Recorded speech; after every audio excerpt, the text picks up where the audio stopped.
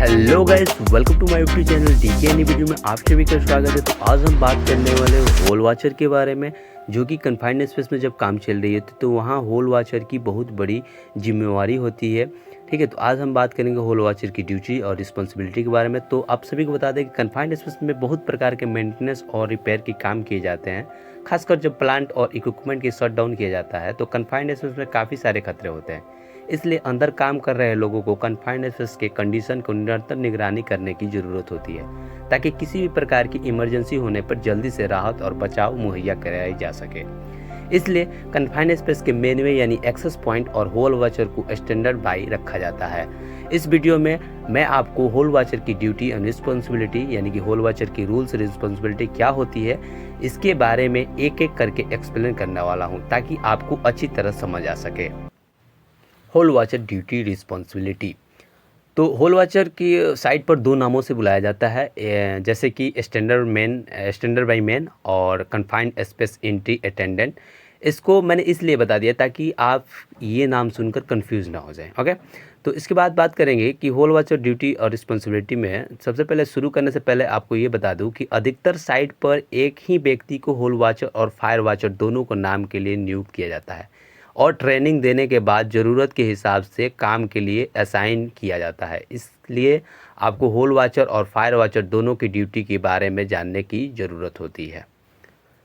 तो सबसे पहले ड्यूटी का बात करेंगे। नंबर 1, जब कन्फाइंड स्पेस में एंट्री होने वाली होती है तो होल वॉचर का सबसे पहले कन्फाइंड स्पेस के अंदर जाने वाले सीएससी ट्रेनिंग कार्ड को चेक करना होता है। उसके बाद एक साइन या सिग्नेचर लॉक सीट के में अंदर जाने वाले के नाम के साथ उसके अंदर जाने और बाहर आने की टाइमिंग को नोट करना होता है।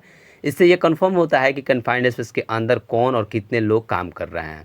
दूसरी ड्यूटी होती है कि होल वॉचर दूसरी ड्यूटी ये होती है कि किसी को भी अंदर जाने देने से पहले ये कंफर्म करना होता है कि उनके पास वैलिड वर्क परमिट हो और अंदर के एटमॉस्फेयर को गैस टेस्ट कर लिया गया हो। तीसरी ये होती है कि अंदर जाने वालों को पास सभी ज़रूरी और रिक्वायर्ड पीपी हो और कोई इमरजेंसी होने की स्थिति में कैसे कम्युनिकेट किया जाएगा, इसके इंश्योर करना होल वॉचर की जिम्मेदारी होती है।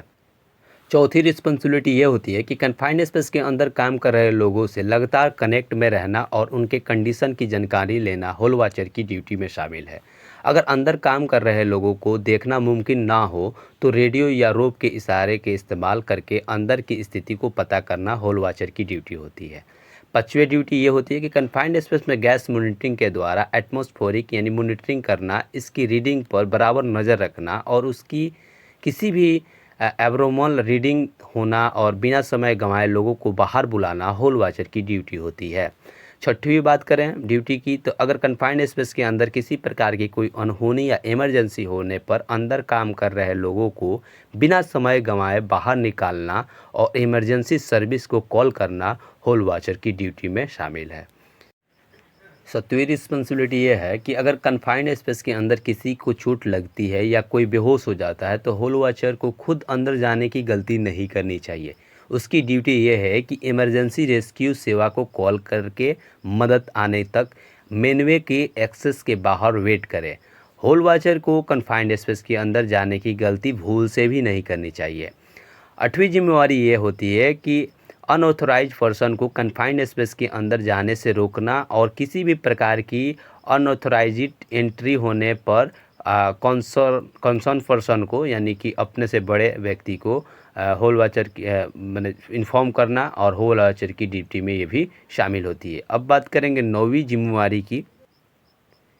नौवीं जिम्मेदारी ये होती है कि होल वॉचर की अगली ड्यूटी में कन्फाइंड स्पेस का काम खत्म होने पर सभी लोगों को बाहर निकाल कर उनसे लॉग सीट पे यानी लोगो सीट पे टाइमिंग लिखकर साइन आउट करवाना, इंश्योर करना कि कोई भी कन्फाइंड स्पेस के अंदर मौजूद नहीं है। उसके बाद कन्फाइंड स्पेस के मेनवे यानी एंट्री पॉइंट को साइन बोर्ड लगाकर लॉक करना और उसकी चाबी को ऑथोराइज पर्सन के पास सौंपना होल वॉचर की जिम्मेवारी में शामिल है।